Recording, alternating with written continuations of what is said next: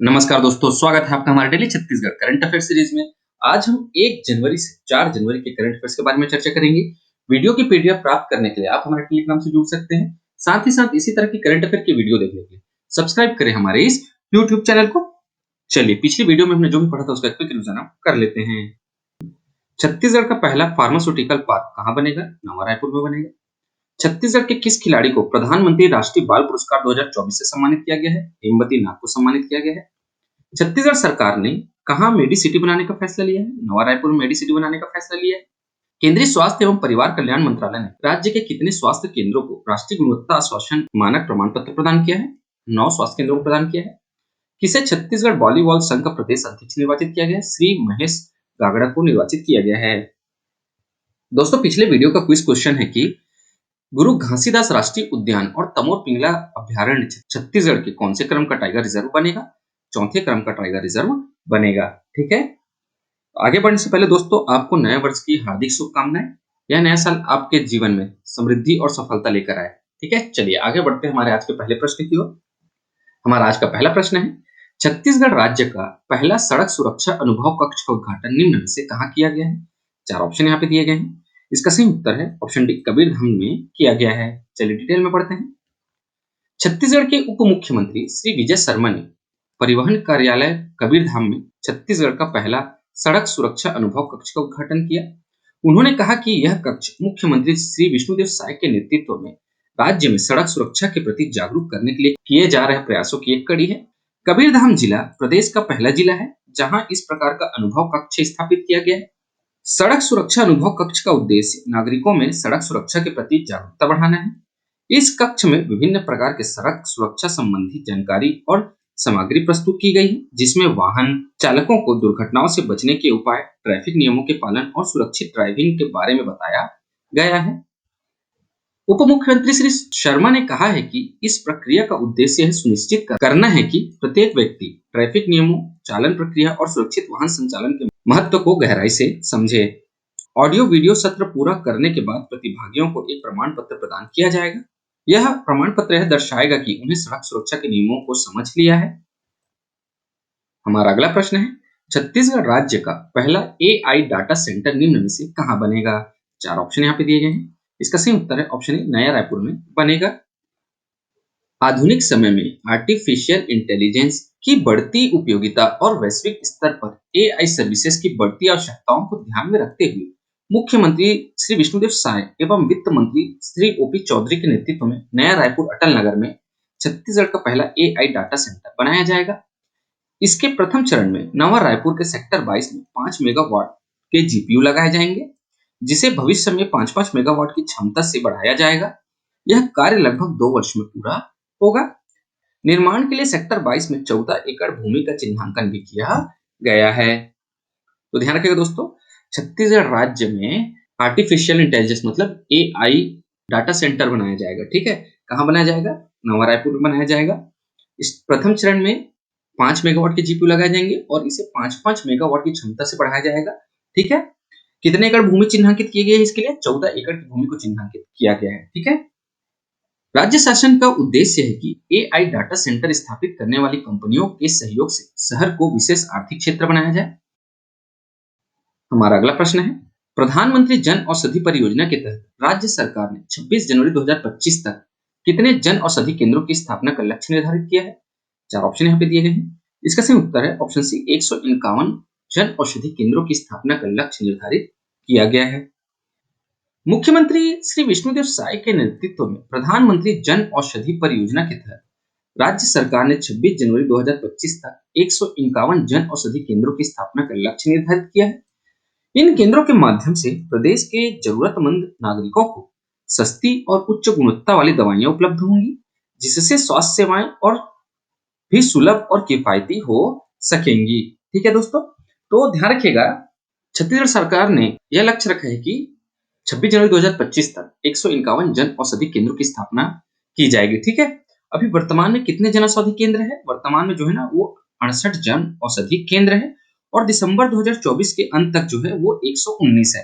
ठीक है, तो और इसे 26 जनवरी 2025 तक बढ़ाकर 151 करने का लक्ष्य रखा गया है। ठीक है, क्लियर है? कोई भी डाउट हो कमेंट्स में बताइएगा। चलिए आगे बढ़ते हैं हमारे अगले प्रश्न की ओर। हमारा अगला प्रश्न है, हाल ही में विकसित की गई फोल्डोस्कोप नामक पोर्टेबल माइक्रोस्कोप को राज्य के कितने जिलों के किसानों को वितरित किया गया है? चार ऑप्शन यहाँ पे दिए गए हैं। इसका सही उत्तर है ऑप्शन बी, 20 जिलों को वितरित किया गया है।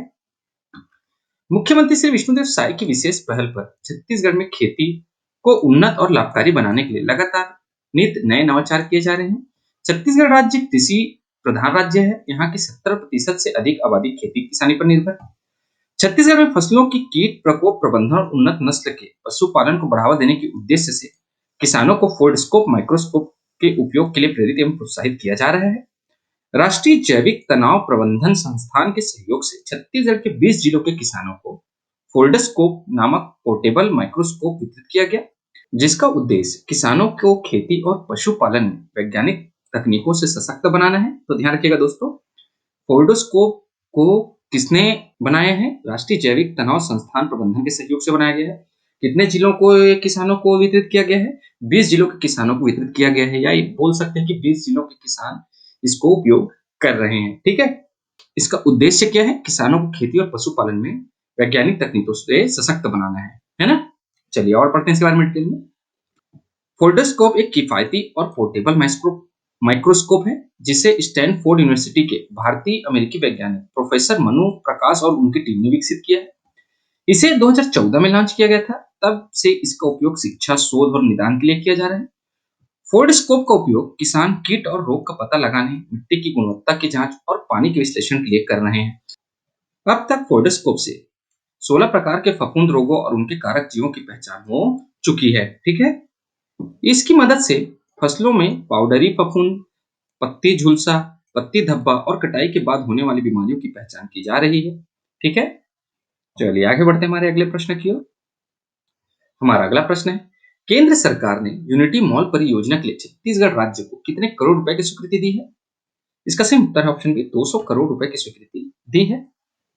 मुख्यमंत्री श्री विष्णुदेव साय के नेतृत्व में राज्य सरकार द्वारा राज्य में ओडीओपी मतलब one district one product model को प्रोत्साहित करने एवं स्थानीय उत्पादों के विक्रय को बढ़ावा देने के लिए यूनिटी मॉल की स्थापना की जा रही है।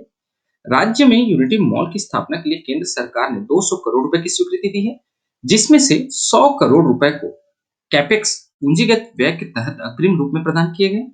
यूनिटी मॉल की स्थापना से स्थानीय हस्तशिल्पियों, बुनकरों एवं स्व सहायता समूहों को प्रोत्साहन मिलेगा और नए रोजगार के अवसर पैदा होंगे। मॉल में उत्पादों का प्रदर्शन एवं विक्रय होने से हस्तशिल्पियों को प्रोत्साहन मिलेगा तथा राज्य के छोटे उद्यमी, शिल्पकारों एवं बुनकरों को लाभ मिलेगा। यह स्थानीय उत्पादों के प्रमोशन एवं विक्रय के लिए वन स्टॉप मार्केट के रूप में कार्य करेगा।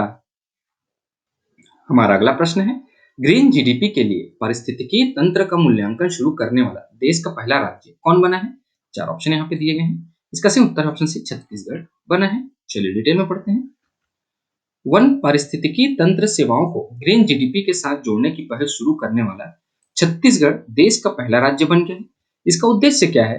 तो इसका उद्देश्य है कि वन पारिस्थितिकी तंत्र सेवाओं को ग्रीन जीडीपी में शामिल कर उनके आर्थिक और पर्यावरणीय प्रभाव का समग्र मूल्यांकन।